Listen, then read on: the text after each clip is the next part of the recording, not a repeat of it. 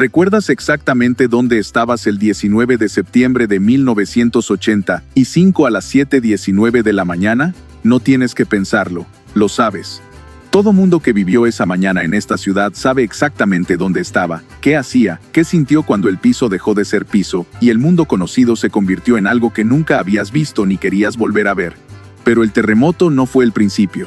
Fue el momento más visible de una década entera que se fue cayendo a pedazos, lentamente primero y luego de golpe, como suelen caerse las cosas que parecían inamovibles. 3 años antes, un jueves de agosto de 1982, tu papá llegó a casa con una cara que nunca le habías visto. No dijo mucho, no hacía falta. Algo en su manera de sentarse en la silla, de quedarse callado frente a la cena, te dijo que algo se había roto. El peso se había devaluado.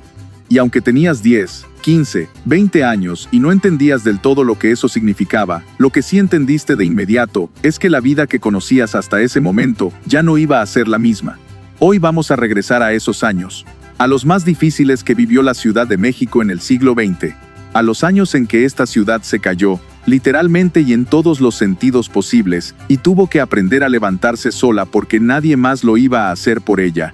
Vamos a hablar de la crisis del 82, del terremoto del 85, de los años que siguieron después, cuando vivir en esta ciudad requería una fortaleza que nadie te había pedido hasta entonces, pero si el día de hoy estás aquí viendo este video, es porque eres una persona fuerte, una persona que sobrevivió a grandes desgracias y logró salir adelante.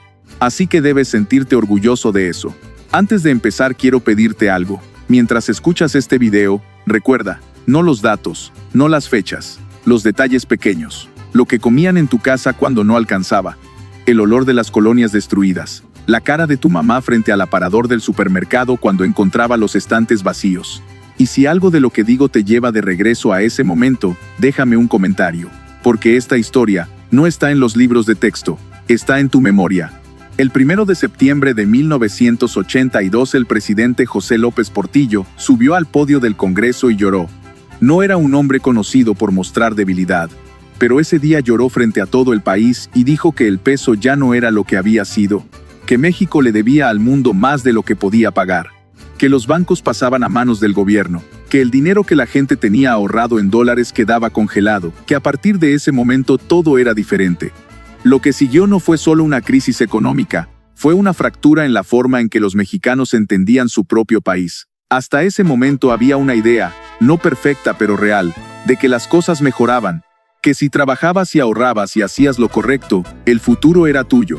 El 82 mató esa idea de golpe. De la noche a la mañana el ahorro de años se redujo a la mitad, luego a la tercera parte, luego a menos.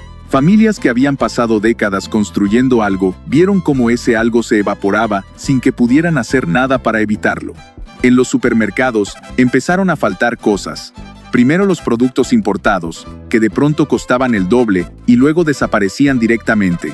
Luego algunos básicos. Mamá llegaba al mercado con una lista y regresaba con la mitad de lo que había buscado, sustituyendo, improvisando, estirando lo que había. El arte de hacer rendir la comida se convirtió en una habilidad que toda mujer mexicana de esa época dominó por necesidad y que sus hijos recuerdan hoy con una mezcla de admiración y tristeza. Había semanas en que la cena era lo que hubiera, y lo que hubiera era suficiente porque tenía que serlo. Los precios cambiaban con una velocidad que confundía a todos. Ibas al mercado el lunes y pagabas un precio. Regresabas el viernes y ese precio ya no existía. Los comerciantes ponían y quitaban etiquetas con una frecuencia que ya no tenía sentido seguir. La inflación llegó a niveles que hoy parecen de otro país. 100% en 1982. Luego más. Luego más. Ahorrar dinero era literalmente perder dinero porque mañana valía menos que hoy. El instinto natural de guardar para el futuro se invirtió de golpe.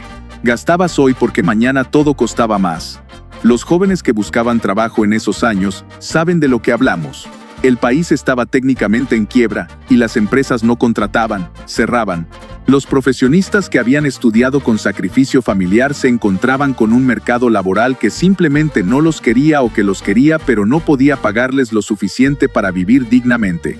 Muchos se fueron, no a otra ciudad sino a otro país. La primera gran oleada de emigración mexicana hacia Estados Unidos tiene raíz directa en esos años. Familias que se rompieron no por decisión sino por necesidad económica pura.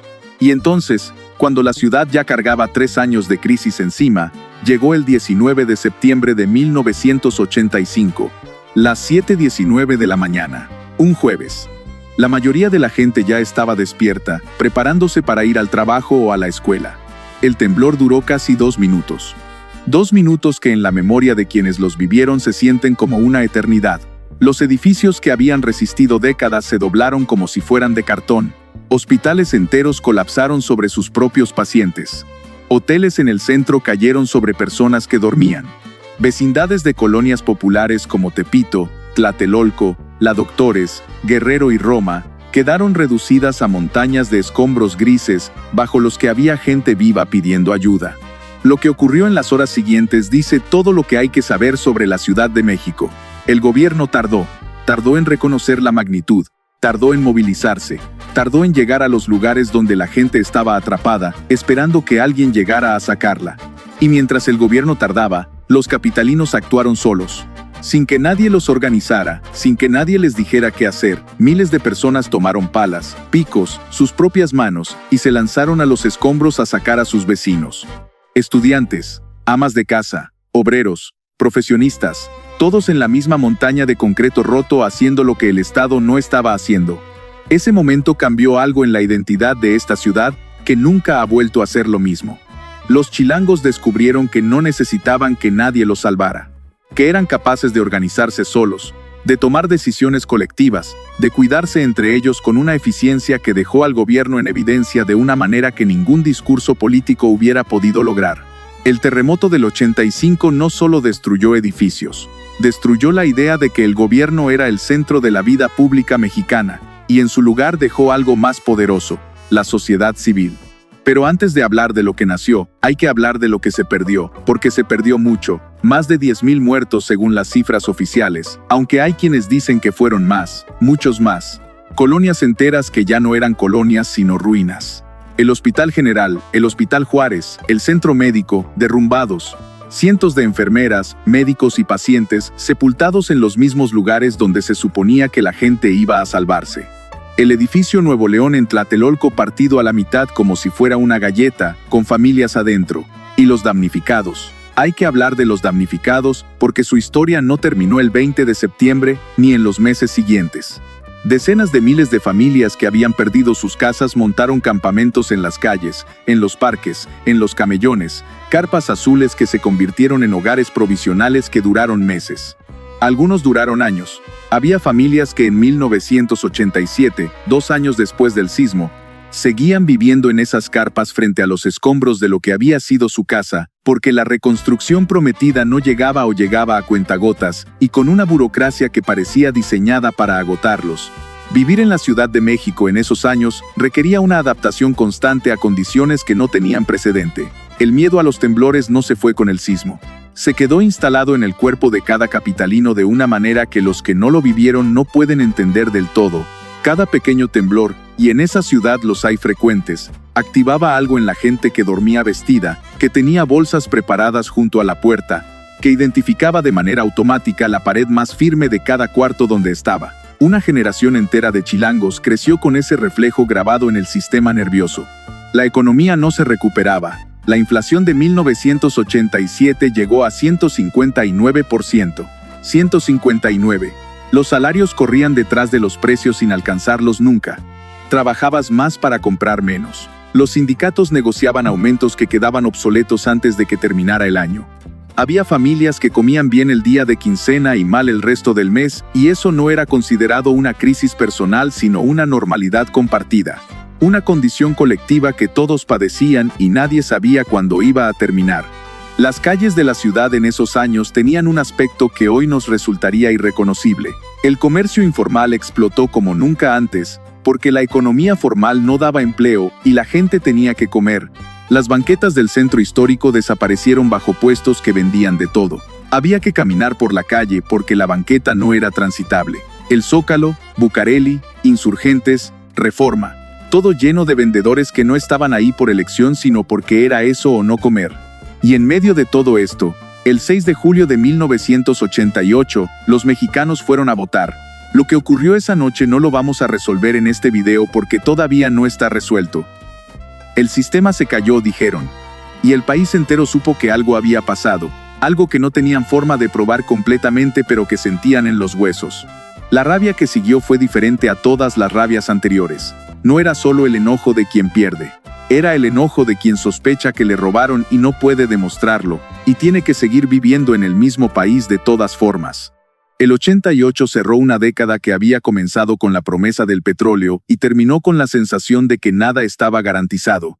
Ni el dinero, ni la casa, ni el voto. Y sin embargo la Ciudad de México sobrevivió. Más que sobrevivir, se transformó. Los que se quedaron en esos años, los que no tuvieron opción, o los que eligieron quedarse a pesar de todo, construyeron algo que ninguna crisis había podido construir antes. Una identidad colectiva basada no en el orgullo, sino en la resistencia. En saber que ya habían vivido lo peor, y que si eso no los había quebrado, nada lo haría. ¿Tú viviste estos años en la Ciudad de México? ¿Qué recuerdas de la crisis, del temblor, de esas mañanas en que no sabías qué ibas a encontrar en el mercado o en la calle? Cuéntame en los comentarios porque esa memoria no puede perderse. Y si este video te movió algo por dentro, dale like, compártelo con alguien que también lo vivió, y suscríbete al canal para más historias que sí te pertenecen. Nos vemos en el próximo recuerdo.